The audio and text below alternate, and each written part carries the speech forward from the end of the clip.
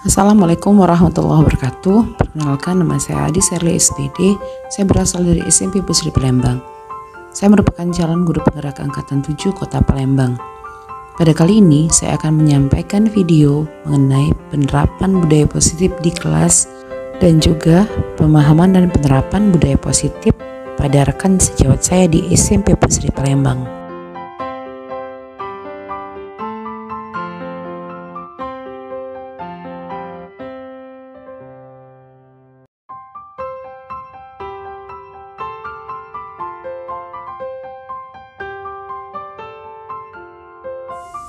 Di sini saya meminta murid untuk menuliskan perilaku yang sesuai dengan keyakinan kelas untuk menuliskan perilaku yang sesuai dengan keyakinan kelas yang telah disepakati.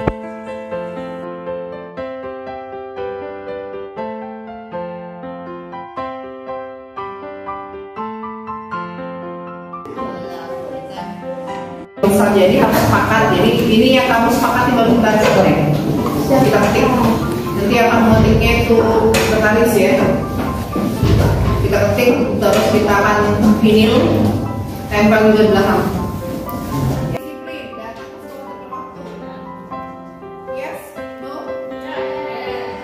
Kemudian kami bahas satu persatu untuk setiap keyakinan sehingga didapatkanlah keyakinan kelas untuk kelas kami.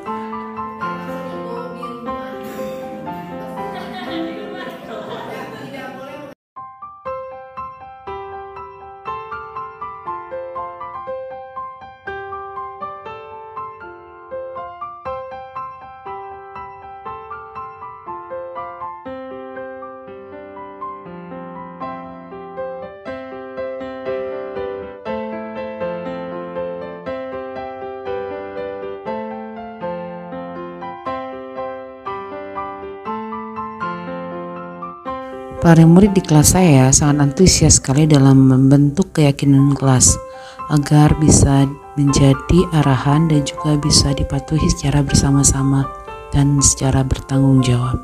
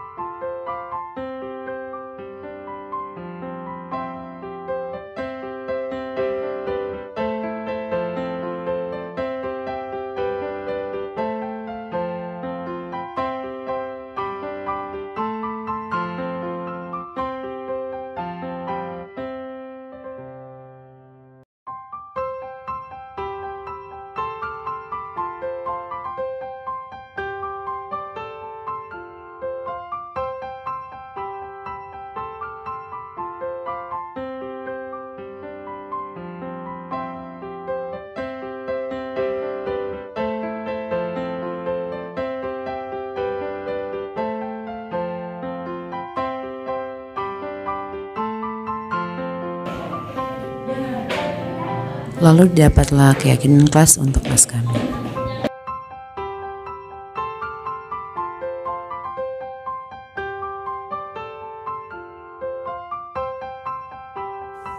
Berikut ini adalah video pengimbasan atau sharing pemahaman dan penerapan budaya positif di SMP Pusri. Yang saya hormati Ibu Kepala Sekolah SMP Pusri yang dalam hal ini berhalangan hadir. Yang saya hormati Bapak dan Ibu Wakil Kepala Sekolah SMP Pusri, bidang kurikulum, kesiswaan, sarana dan prasarana. Dan yang saya hormati Bapak Ibu Guru SMP Pusri, staf tata usaha, pustakawati SMP Pusri. Terima kasih atas kehadirannya untuk memenuhi kegiatan pada hari ini. Salawat dan salam adalah kita, puji dan syukur adalah kita selalu panjatkan kehadirat Allah Subhanahu wa Ta'ala. Alhamdulillah pada hari ini kita masih diberikan kesempatan untuk berkumpul di aula ini dalam rangka melaksanakan kegiatan pengimbasan atau sharing pemahaman dan penerapan budaya positif di SMP Pusri calon guru penggerak angkatan 7 Kota Palembang, Jumat 3 Februari 2023.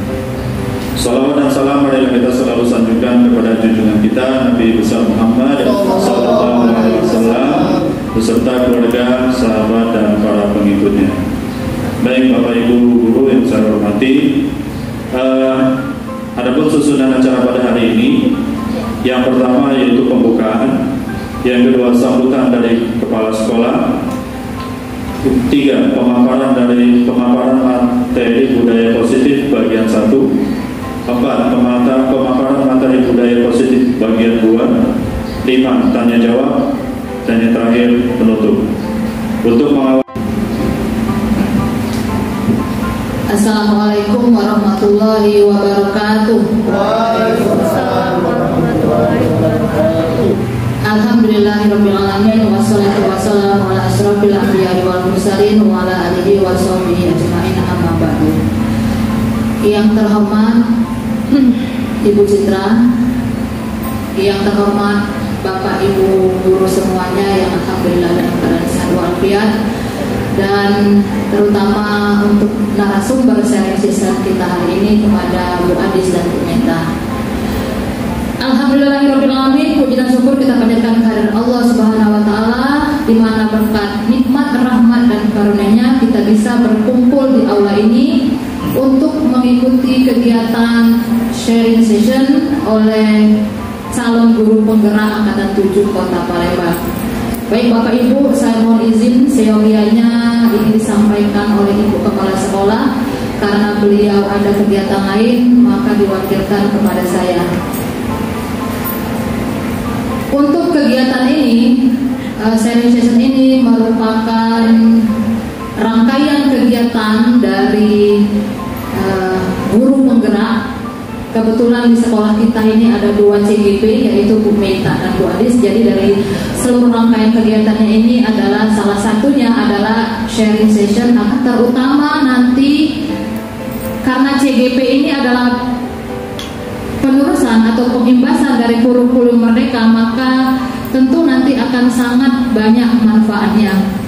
Kemudian yang kedua, kata Ibu Kepala Sekolah bahwa kita untuk saling support dan menghargai, karena mungkin setelah ini akan ada CGP lain yang akan meneruskan jejak dari Bu Adis dan Bu Meta ini. Dan tentunya nanti di kegiatan ini kalau memang nanti akan ada yang ditanyakan, mungkin bisa ya Bu Adis ya, Bu Meta, untuk kegiatan sharing session. Nah, mengingat waktu juga yang terbatas di hari Jumat ini, sekali lagi ikuti kegiatan ini dengan baik. Mudah-mudahan kita akan mendapat ilmu dari sharing session hari ini. Terima kasih atas perhatiannya. Saya tutup dulu. Wassalamualaikum warahmatullahi wabarakatuh. Waalaikumsalam. Narasumber yang pertama yaitu Ibu Adis Herli SPD. Kepada Ibu Adis dipersilakan. Terima kasih Pak Ridwan. Guru SMP Pusri, rekan-rekan sejawat semuanya. Kemudian saya dan Bu Meta adalah calon guru penggerak Angkatan 7 Kota Palembang. Kami izin untuk hari ini untuk melaksanakan sharing session ataupun pengibasan yang merupakan aksi nyata pada modul 1.4 di kegiatan guru penggerak.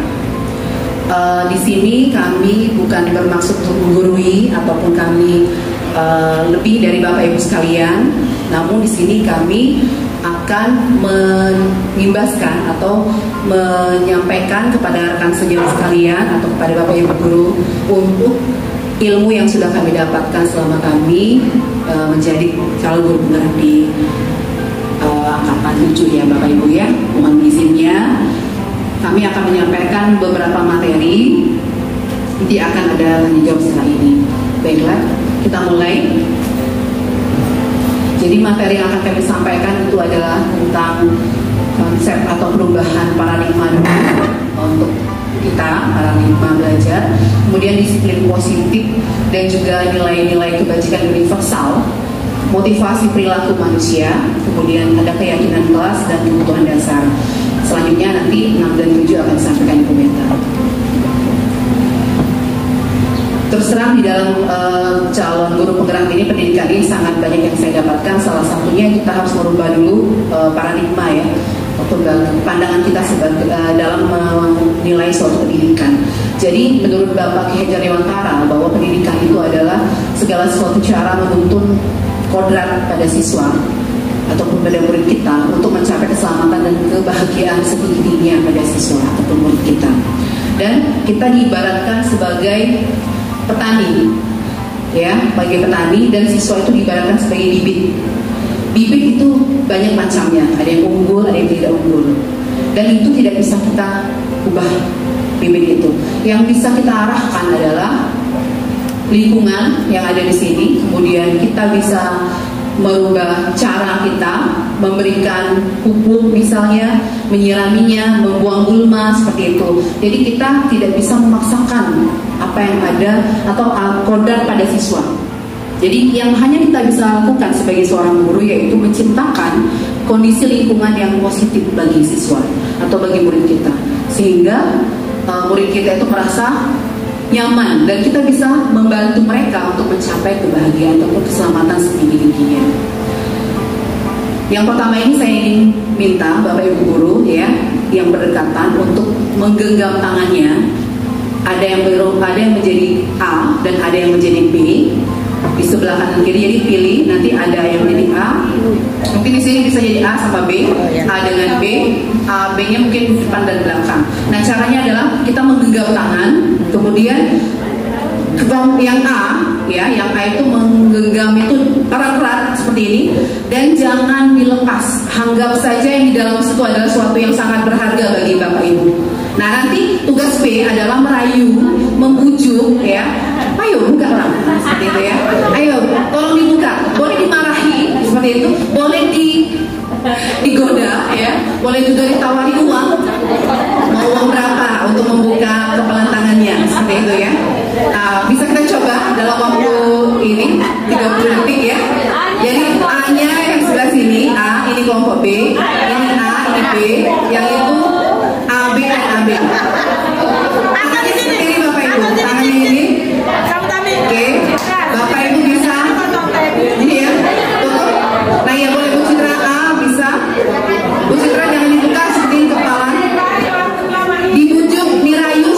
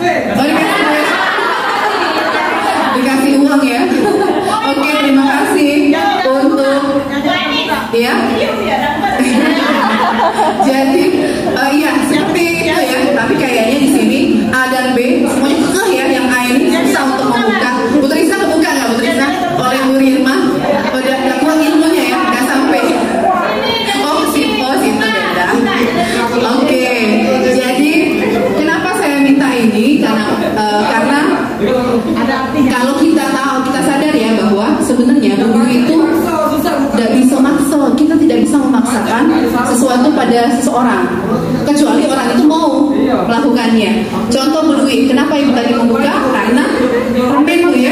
Nah, Bu Dwi itu tidak akan buka kalau tidak ada. Ya, anggaplah itu bujukan lah ya, bujukan sehingga mau membuka. Intinya pasti sebenarnya ini adalah kaitannya dengan teori kontrol. Teori kontrol menurut William Glasser ya. William Glasser ini mengatakan, dia adalah seorang psikiater dari Ohio, dia juga seorang pendidik. Dia mengatakan bahwa ilusi guru mengontrol murid. Sebenarnya kita merasa murid kita kontrol, tapi ternyata salah karena sebenarnya mereka yang ingin mengontrol dirinya sendiri. Sewaktu kita mengatakan mereka harus seperti ini, waktu mereka menurut itu adalah mereka yang mengatur dirinya untuk ikut. Karena itulah sewaktu kita mengatakan sesuatu pada siswa, dia nurut mungkin dalam waktu beberapa saat saja. Sesudah itu dia akan kembali lagi ke kebiasaan awal karena dia yang punya kendali. Jadi sebenarnya ilusi saja. Saya pun sebelum mendapat materi ini saya merasa bisa mengontrol siswa seperti itu. Tapi pas baca, oh ternyata bukan saya yang mengontrol siswa, ternyata murid kita sendiri yang mengontrol dirinya sendiri. Apakah mau berlaku baik ataukah mereka mau berlaku buruk? Jadi mereka itu melakukannya karena mereka sendiri. Kemudian ilusi lagi adalah semua penguatan positif itu efektif dan bermanfaat. Ini dari teorinya William Glasser. Jadi sebenarnya kita memberikan hadiah misalnya ke siswa misalnya, itu sebenarnya hanya sementara, tidak bisa selamanya, tidak bisa tercapai dalam waktu panjang. Jadi penguatan positif, efektif dan bermanfaat itu pun tidak bisa. Mungkin bisa berlaku pada waktu yang sementara, tapi untuk waktu yang panjang itu tidak akan bisa. Ada lagi ilusi bahwa kritik dan membuat orang merasa bersalah itu menguatkan karakter. Ya, kita agak kata-kata, misalnya siswa agak kasar sedikit, atau kita tegaskan sedikit ya, mungkin kita merasa atau kita nasihati sampai dia merasa bersalah misalnya ya. Itu ternyata kritik dan rasa bersalah itu juga tidak mempan atau tidak bisa mengontrol seseorang atau mengontrol siswa. Justru ini mereka bisa merasa dirinya buruk seperti itu. Jadi saya juga kadang-kadang kita ngomong misalnya kasihan ibunya di rumah seperti itu. Ternyata waktu kita mengatakan seperti itu, mereka justru merasa bersalah dan mereka drop di situ, kehilangan identitas. Ternyata itu hanya ilusi. Kritik itu pun ilusi kalau menurut beliau. Kemudian orang dewasa bisa memaksa. Sebenarnya orang dewasa itu tidak bisa memaksa kehendak. Bisa menyuruh atau memerintah, tapi tidak bisa efektif dalam jangka waktu yang panjang. Nah, kemana kira-kira arah ini? Arahnya si William Glasser. Nanti akan kita lanjutkan ke slide selanjutnya. Nah, ini saya pindahkan dulu ke kedisiplinan. Jika Bapak Ibu mendengar kata disiplin, itu apa kira-kira yang terbayang pada Bapak Ibu sekalian? Kalau ada kata disiplin, nah kamu harus disiplin. Nah, ada tepat waktu kata Bu kami. Kemudian taat pada aturan, ya, taat tertib ya, Bapak Ibu ya, tertib, taat aturan, seperti itu disiplin. Anak disiplin seperti itu, jadi taat aturan, tertib, kemudian patuh ya. Ya, ternyata memang kalau secara umum kebanyakan orang itu mengatakan bahwa kedisiplinan itu cuma sering dihubungkan dengan hukuman, kemudian patuh, tertib, teratur. Padahal sebenarnya disiplin itu adalah di sini ya secara umum ya, disiplin itu dianggapnya sebagai segala suatu cara yang membuat orang melakukan hal itu ya, yang ingin kita dapatkan dari orang itu. Tapi ini akibatnya menimbulkan ketidaknyamanan. Disiplin tadi, kalau kata disiplin saja seperti itu yang secara umum. Nah, di sini di pendidikan guru penggerak ini kami diberikan informasi juga tentang makna disiplin positif. Jadi berbeda dengan disiplin yang kita sebut tadi awal, itu dengan makna disiplin positif. Jadi disiplin positif di sini itu kita bisa mengontrol diri. Jadi alangkah lebih bagusnya siswa tadi bisa mengontrol dirinya sendiri, seperti bapak dan ibu bisa mengontrol diri sendiri, atau seperti yang tadi kita coba di games tadi, itu sebenarnya kita yang mengontrol, sama seperti siswa. Siswa itu mengontrol dirinya sendiri. Kita tidak pernah bisa memaksakan pada seseorang untuk mengikuti perintah kita, tapi dialah yang mengatur dirinya untuk mengikuti hal tersebut. Nah, sewaktu dia merasakan itu, maka dia sudah melaksanakan disiplin positif. Nah, disiplin positif ini adalah salah satu budaya positif, Bapak Ibu ya. Jadi kita mungkin peraturan atau pemaksaan ataupun yang lebih berat dari situ ya, itu sebenarnya kalau bisa jarang dilakukan atau bahkan tidak perlu kita lakukan.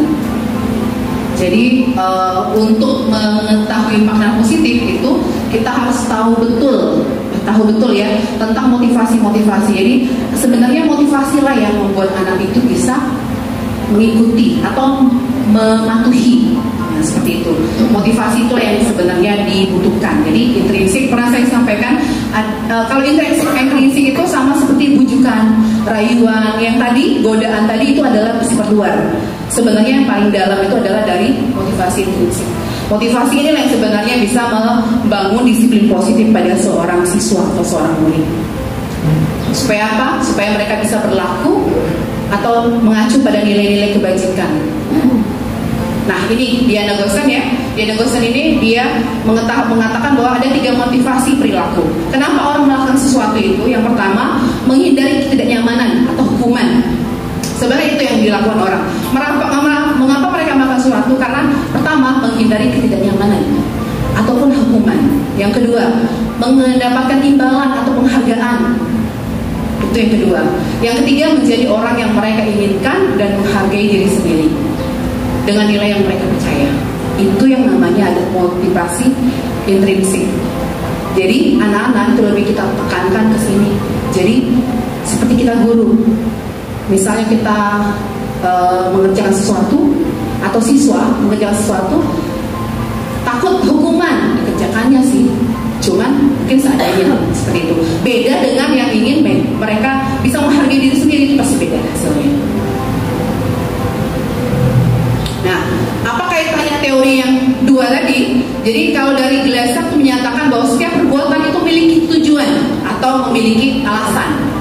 Dan Diana Gosen mengatakan bahwa dengan mengaitkan pada nilai-nilai kebaikan, ya, seseorang itu akan membangun motivasi dari dalam.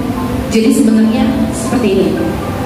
Jadi tujuan disiplin positif itu adalah menanamkan motivasi pada murid untuk menjadi orang yang mereka inginkan dan menghargai diri mereka sendiri, tidak dengan motivasi ekstrinsik yang dikatakan oleh Gosen tadi. Ya Bapak Ibu ya. Nah, ini contoh Bapak Ibu. Jika ada suatu pelanggaran peraturan, biasanya ada 3 macam yang sering kita dapati ya di sekolah ya. Pertama, ada hukuman, ada konsekuensi, ada restitusi. Nah, ini juga sama kalimat baru yang saya dapatkan atau kata-kata baru. Waktu itu kita cuma taunya kan hukuman seperti itu. Paling mungkin kita pernah dengar konsekuensi. Hal-hal yang saya sampaikan ini mungkin kalau Bapak Ibu guru ya, mungkin sudah pernah mendengar ataupun sudah pernah Bapak Ibu alami ya. Cuma mungkin namanya saja yang belum atau tidak disebutkan seperti ini. Saya yakin pasti antara kita pernah melakukan yang seperti ini. Contohnya misalnya kayak hukuman. Hukuman ini itu biasa sifatnya tidak terencana, tiba-tiba dari satu arah terus bisa berupa psikis ya. Jadi psikis siswa yang tersakiti ataupun fisiknya. Dan ini biasanya sudah mulai kita tinggalkan untuk budaya positif seperti itu. Walaupun ada mungkin kalau memang sudah tidak bisa lagi ditoleransi ya Bapak Ibu ya. Konsekuensi ini dia ada kesepakatan Bapak Ibu. Misal seperti ini, siswa itu mengerjakan tugas, latihan harus selesai, tidak selesai, maka dia akan berkonsekuensi menambah atau mengambil jam istirahat 10 menit misalnya, seperti itu ya, untuk mengerjakan ini. Itu konsekuensi. Jadi dia harus konsekuen. Tapi di restitusi ini akan lebih bagus. Restitusi ini adalah mengajarkan siswa bagaimana cara mencari permasalahan. Bagaimana cara permasalahan? Gimana nak supaya kamu gak datang terlambat? Gimana nak kamu supaya kalian bisa mendapatkan nilai yang bagus? Mereka menemukan solusi. Kita mengarahkan saja. Bapak Ibu setuju yang mana ini dari 3 ini? Konsekuensi, restitusi atau hukuman? Oke. restitusi Bapak Ibu ya. Mungkin Bapak Ibu tahu kalau misalnya kita lihat di waktu kita sekolah ya, saya pernah dapat cerita dari kawan saya, kawan dekat ya waktu itu. Mereka berdiri berbaris dan gurunya menendang mereka karena ada kesalahan. Dan apa itu contohnya? Itu adalah bukti hukuman. Dan sampai dia dewasa, apakah dia lupa? Tidak lupa ternyata, tidak lupa, masih ingat. Dan apakah ada bekasnya di situ? Cuma hanya sakit di situ. Terasa kok Bapak ini pernah seperti itu. Apa pelajaran diambil? Adakah yang pelajaran yang bisa diambil dari situ? Kalau kita sendiri, ya pasti rasanya apa ya, malu paling ya. Tidak ada pelajaran yang diambil di situ kalau dari cerita teman saya itu. Dan juga saya juga pernah merasakan ya bentuk hukuman secara kata misalnya ya juga. Nah, ini akan masuk ke nilai keyakinan Bapak Ibu ya. Gimana sih apa sih yang namanya nilai keyakinan? Contoh seperti ini Bapak Ibu, saya analogikan mengapa orang berhelm saat berkendara? Takut polisi? Atau demi kesehatan? Atau demi keamanan? Keamanan ya. Mengapa kita memakai masker saat pandemi? Karena melindungi diri supaya sehat. Nah, nilai keyakinan itu Bapak Ibu adalah kesehatan, keamanan, itu sebenarnya nilai keyakinan. Nilai kebajikan maksud saya. Nilai kebajikan atau nilai kebaikan ya yang harus kita tanamkan ke siswa. Nah, sewaktu mereka tahu kenapa harus berhelm, karena aman, melindungi kepala. Tapi kalau kita cuma kasih peraturan, tidak boleh misalnya bawa motor, misal seperti itu ya, atau tidak boleh kalau yang berkendara di bawah 17, mereka tidak tahu kenapa, apa keyakinan kebaikannya itu, apa sih kebaikannya di antara apa di balik peraturan, mereka tidak akan tahu. Tidak mungkin menurut, tapi di belakang kita masih bawa seperti itu Bapak Ibu. Jadi sebenarnya intinya ini adalah nilai kebajikan. Jadi meningkatkan motivasi intrinsik itu dengan cara mengetahui nilai ini. Kalau seseorang atau siswa itu tahu nilainya itu apa, mereka akan langsung ikut. Bapak Ibu ya, saya ngerasa juga seperti ini. Saya juga waktu belajar itu banyak ini apa takjubnya ya. Ternyata seperti ini, ternyata masih salah, ternyata harus masih diperbaiki. Jadi ternyata nilai-nilai yang kita tanamkan ke siswa sehingga mereka bisa ikut dengan apa yang kita inginkan. Nah, ini adalah nilai kebajikan yang paling dekat dengan kita di kurikulum Merdeka. Profil pelajar Pancasila ada 6 ya. Beriman, bertakwa, berakhlak mulia, mandiri, gotong royong, kebinekaan global, bernalar kritis dan kreatif. Ini adalah 6 ya, 6 dari nilai kebajikan yang harus kita tanamkan ke siswa. Di lain itu banyak ya, ada kesehatan, ada juga ketertiban, macam-macam, rasa hormat seperti itu. Kesehatan, keamanan bisa juga. Oke, ini bagaimana cara menerapkan, ini namanya keyakinan kelas Bapak Ibu ya. Jadi kita bisa menjalankan ini untuk di kelas kita. Kalau saya sudah kayak saya coba, karena kami memang diminta untuk mencoba, jadi kita akan membuat suatu keyakinan. Kalau dulu kan kita buatnya peraturan.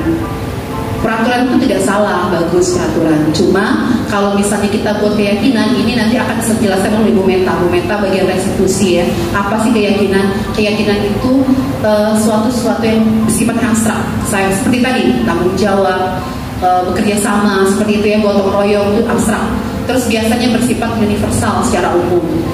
Dibuat dalam kalimat positif. Jadi biasanya misalnya jangan berjalan di atas rumput, mungkin ditulis diganti berjalanlah di atas koridor atau di jalan sirkulasi seperti itu. Dan ini juga bisa dilaksanakan untuk siapapun ini, mulai dari guru sampai ke sekolah. Nah, bagaimana cara membuatnya Bapak Ibu seperti ini? Kita yakinkan dulu ke siswa bahwa penting keyakinan kelas tadi, kemudian melibatkan semuanya, membentuk kalimat positif, terus sesuaikan kondisi kita agar mudah diterapkan, dan hasilnya itu kita tempel di tempat strategis Bapak Ibu yang supaya mudah dilihat. Ini contohnya, seperti ini contohnya, menghormati orang lain dan barang milik orang lain, seperti itu contohnya. Diterima, dimiliki, kami yakin bahwa sangat penting merasa diterima pada satu kelompok atau saling peduli.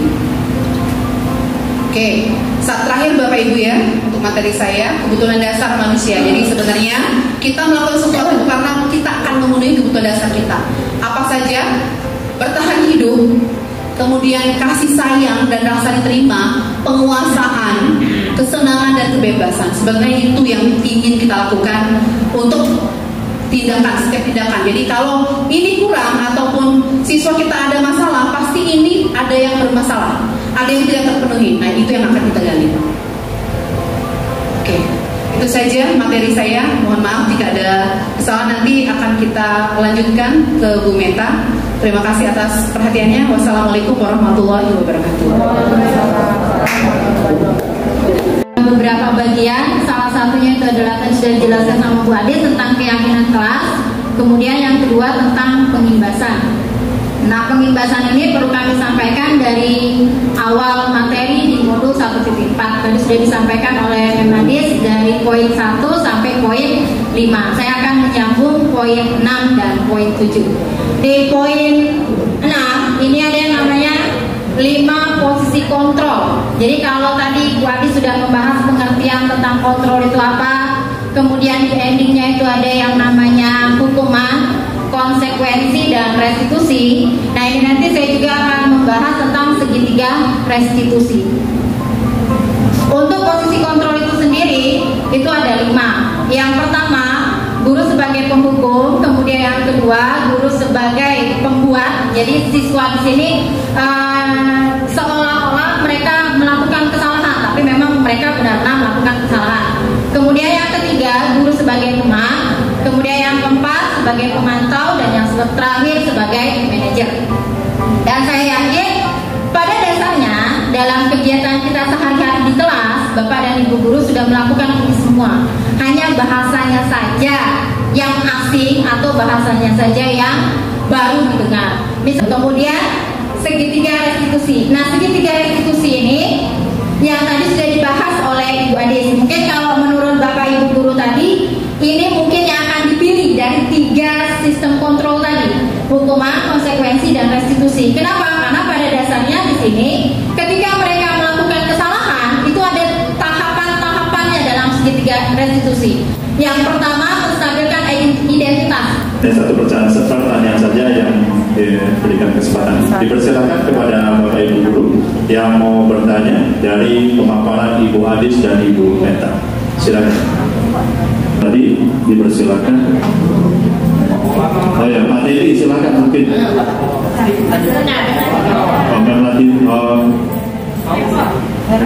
Pak tadi ya. Ya, maaf Bu ya, hanya satu karena mengingat waktu kita. Ya. Insyaallah di lain kesempatan. Silakan Ibu. Ya, terima kasih. Tarik dengan yang Bu Meta yang punya treatment pada di kelas 8 3 ya. Mudah-mudahan itu kira-kira Bu, kita men-treatment anak itu kan harus ada target katanya. Nah, saya pengen tahu seberapa jauh target Bu Meta terhadap perubahan anak tersebut. Ya, terima kasih. Terus yang saya lihat yang belum ada perubahan. Nah, itu mungkin Bu Meta, saya ini bertanya begini supaya Bu Meta punya target. Kalau seandainya targetnya sampai sebatas misalnya, sebulannya harus ini harus begini, mungkin ada catatan. Terima kasih. Katakan seberapa jauh, tapi paling tidak sedikit dari saya bahwasanya matematika saya paling tidak untuk di awal ini setelah mengikuti JGP, saya tuh pengennya dia itu fokus di kelas, tumaknina. Karena kalau saya di kelas itu sampai saya ngomong, "Mem, aku nak WC," atau saya sudah masuk, "Mem, dia belum ada di tempat." Jadi saya sampai ngomong dengan anak 83 itu, "Kalian tuh ke WC ngaku isi." Saya boleh menambahkan ya sedikit ya.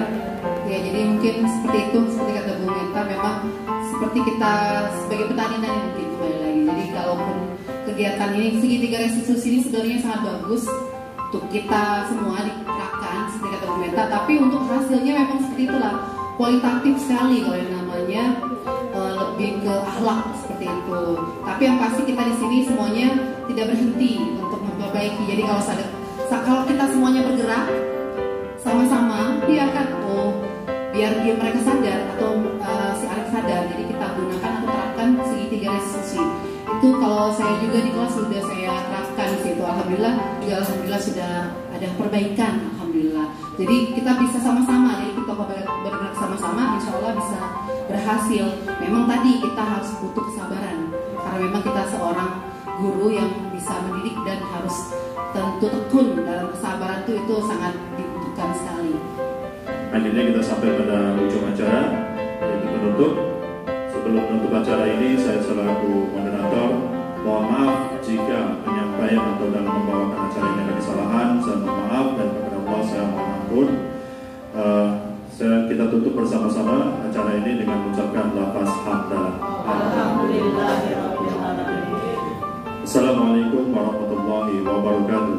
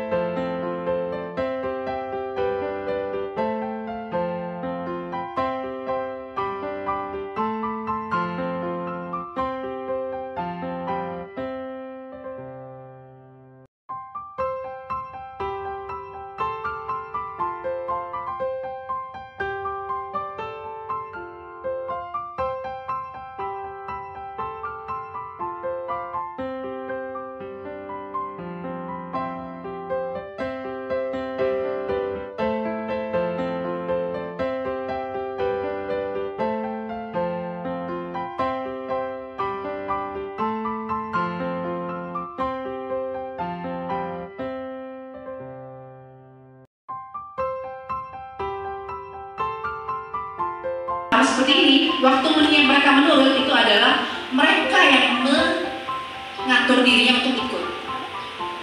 Karena itulah sewaktu kita mengatakan sesuatu pada siswa, dia menurut mungkin dalam waktu beberapa saat saja. Sesudah itu dia akan kembali lagi ke kebiasaan awal. Karena dia yang punya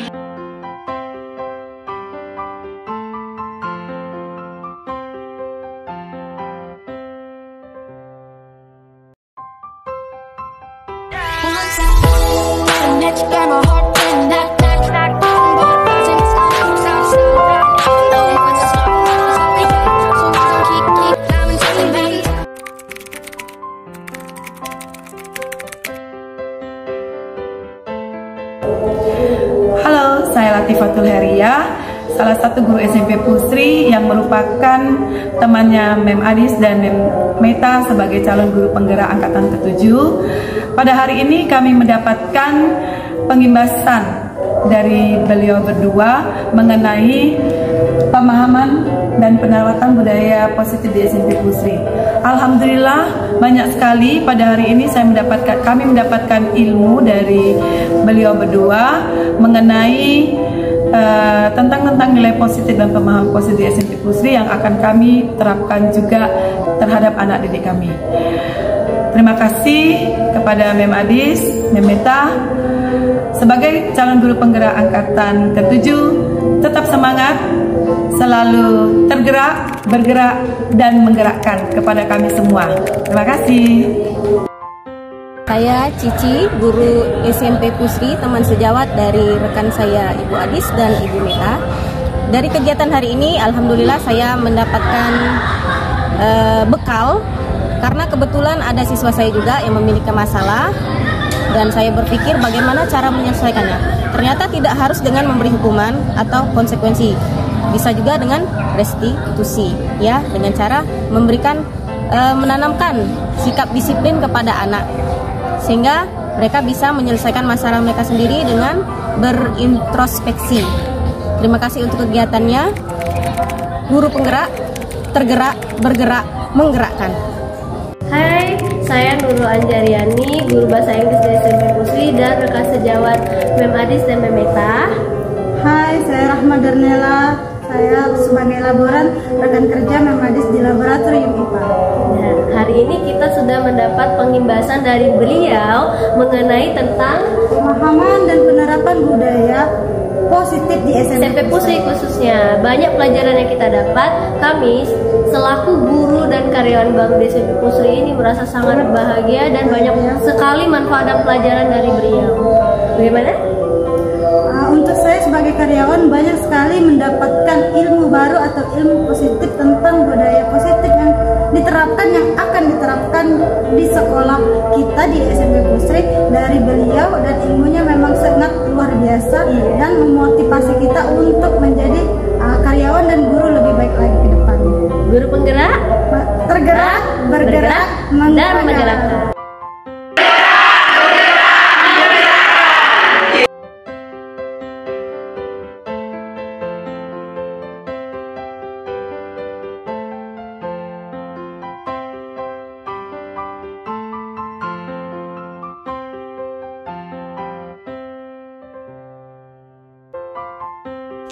Salam dan bahagia.